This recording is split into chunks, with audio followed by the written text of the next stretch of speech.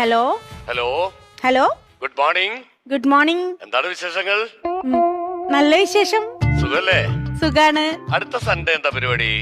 അടുത്ത സൺഡേ പ്രത്യേകിച്ച് പരിപാടിയൊന്നുമില്ല. അടുത്ത സൺഡേ നമുക്കൊരു ട്രിപ്പ് പോയാലോ മലേഷ്യയിലേക്ക്?